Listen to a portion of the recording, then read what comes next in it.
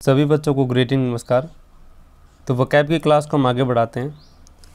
आज का जो वर्ड है कंट्रोवर्सल, एक शब्द होता है कंट्रोवर्सी, उसका मतलब होता है डिसएग्रीमेंट। यानी जब हम डिसएग्रीमेंट में होते हैं, डिस्कॉर्ड में होते हैं, यानी किसी के सामंजस्य में नहीं होते, तो वो कंट्रोवर्सी कहलाता है। उसी से शब्द बना है कंट्रोवर्सल, ये एक एडजेक्टिव होता है। अब पहले तो ऑप्शन देख लेते हैं सारे। सबसे पहला वर्ड है इनडिस्प्यूटेबल। देखो, डिस्प्यूट का मतलब होता है झगड़ा, डिस्प्यूटेबल का मतलब झगड़े योग्य है, यानी झगड़ा करने योग्य है, और इनडिस्प्यूटेबल जिसपे झगड़ा ना हो। तो देखो, जब कंट्रोवर्सी होगी यानी कि जब डिसएग्रीमेंट होगा तो इसका मतलब वहाँ वाद विवाद भी होगा, झगड़ा भी होगा, क्योंकि डिसएग्रीमेंट एक प्रकार के झगड़े का ही जन्म होता है। तो इसका जो जस्ट एंटोनिम हो जाएगा वो इनडिस्प्यूटेबल हो जाएगा। अगला शब्द रिस्ट्रेंड है, ये भी रिपीट हो चुका है। रिस्ट्रेंट का मतलब होता है कोई भी एक ऐसा आदमी जो स्ट्रॉन्ग फीलिंग नहीं दिखाता, चुप रहता है, शांत रहता है, स्ट्रॉन्ग इमोशन नहीं दिखाता, वो आदमी रिस्ट्रेंड कहलाता है। अगला वर्ड है कंट्रोल्ड। जो कंट्रोल है वो कंट्रोल्ड है, ये तो सबको पता है। अब अगला वर्ड अपीजिंग है। अपीजिंग का मतलब होता है, ये अपीज से बना है, अपीज की आईएनजी फॉर्म या जिरंड फॉर्म आप इसे कह सकते हैं। देखो, अपीज का मतलब होता है किसी भी आदमी को जो वो वस्तु चाह रहा है उसको वो दे देना। जिस प्रकार हम छोटे बच्चे थे उस टाइम, जब छोटे होते हैं तो जब हम मेले में जाते हैं तो किसी वस्तु को देखकर हम कहते हैं कि हमें ये चाहिए, तो मम्मी पापा हमें नहीं दिलाते तो हम कई बार नाराज़ भी हो जाते थे, तो मम्मी पापा फिर हमें वो दिला देते थे। यानी कि किसी भी आदमी को उसकी जो वस्तु वो चाह रहा है उसको वो दे देना, वो अपीज कहलाता है। ये हालांकि थोड़ा ऑफिशियल वर्ड है। जैसे कोई एक अनदर कंट्री है, जैसे नेपाल और भारत का आपने देखा होगा, तो लिम्पिया धूरा और वो काली नदी का वो आपने देखा होगा, तो उसमें वो चाह रहा है कि हमारी भूमि है, तो अगर हम उसको दे देंगे तो अपीज कर देंगे, ठीक है। अगला वर्ड है सिंथेटिक। सिंथेटिक का मतलब कृत्रिम होता है, इसका उल्टा हम देखेंगे तो नेचुरल हो जाएगा, यानी इसको प्राकृतिक हम कहेंगे। प्लास्टिक सभी को पता क्या होता है। कॉस्मेटिक क्या होता है? कॉस्मेटिक वो सामान होता है जो मेकअप का सामान होता है, जैसे क्रीम है, पाउडर है, नेल पॉलिश है, ये सब कॉस्मेटिक के सामान में आते हैं। अगला शब्द है एपैथेटिक। इससे पहले मैंने पैथेटिक शब्द बताया था, पैथी से ये शब्द बना है। पैथी का मतलब फीलिंग होता है, और एपैथी भी मैंने आपको बताया था, जिसका मतलब होता है नो फीलिंग। तो एपैथेटिक हो गया, नो मतलब ये एक प्रकार का एडजेक्टिव हो जाएगा, तो जो कोई भी फीलिंग नहीं दिखाता वो एपैथेटिक हो जाएगा, ठीक है, हैविंग नो फीलिंग। अगला वर्ड आपके सामने अकॉर्ड है। अकॉर्ड का मतलब एग्रीमेंट होता है, या कनकॉर्ड भी आप इसे कह सकते हैं, यानी ये सामंजस्य इसे कहेंगे। इसका उल्टा हो जाएगा डिसएग्रीमेंट, यानी एग्रीमेंट का ना होना। वेलकम मतलब वेलकम होता है। डिसरिस्पेक्ट का मतलब रिस्पेक्ट ना करना। कन्फर्मिटी क्या होता है? तो कन्फर्म से बना है, ये तो सबको पता होगा। अगला वर्ड आपके सामने है इन्फर्मिटी। इसका मतलब होता है बुढ़ापे के कारण या बीमारी के कारण कमजोरी आ जाना। बुढ़ापे के कारण या बीमारी के कारण कमजोरी आ जाना इन्फर्मिटी कहलाता है। इसका उल्टा हो जाएगा स्ट्रेंथ। स्ट्रेंथ का मतलब पावर होती है। एम्प्लॉयमेंट सबको पता है।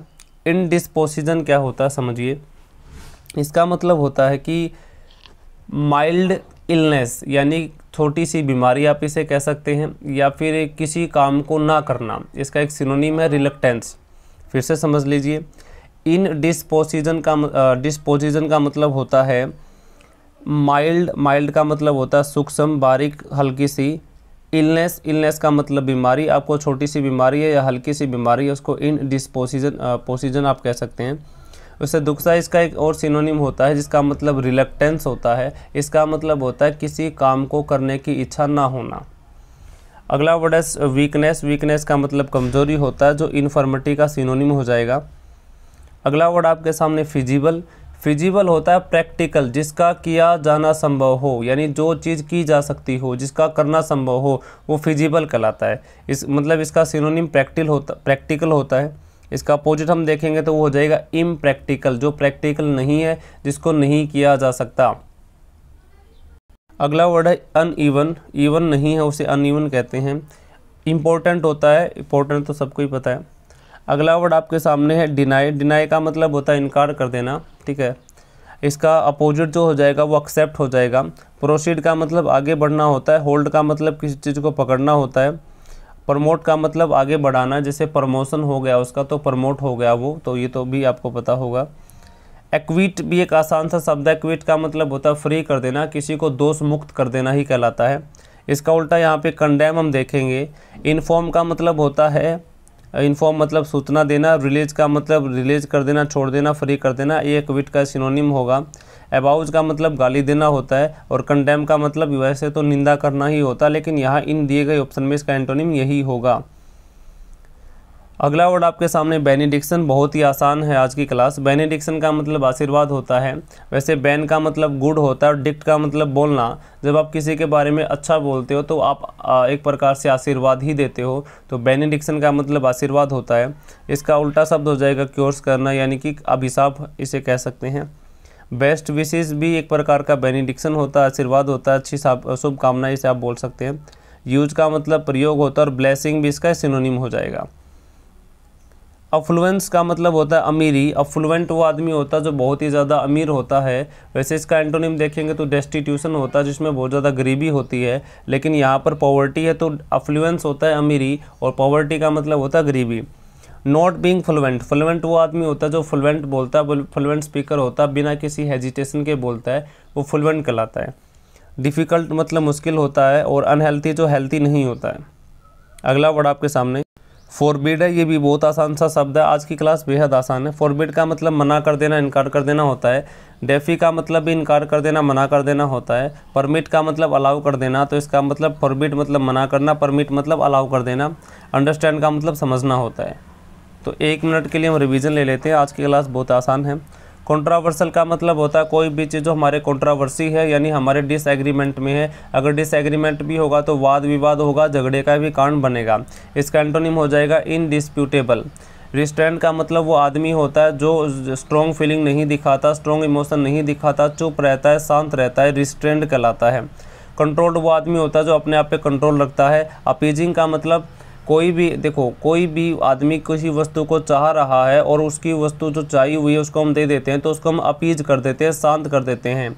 तो अपीज का मतलब यही होता है। सिंथेटिक का मतलब कृत्रिम होता है, आर्टिफिशियल आप इसे कह सकते हैं। नेचुरल मतलब प्राकृतिक हो जाएगा। प्लास्टिक सबको पता है। कॉस्मेटिक का मतलब होता है कोई भी चीज़ जो मेकअप का सामान, क्रीम पाउडर वगैरह होती है। एपैथेटिक वो आदमी होता है जो फीलिंग नहीं होती, जिसके मन में कुछ भी, having no feeling about someone is called apathetic. Accord का मतलब सामंजस्य होता है, एग्रीमेंट होता है, कनकॉर्ड होता है। इसका उल्टा हो जाएगा डिसएग्रीमेंट, बाकी आप सभी को पता है।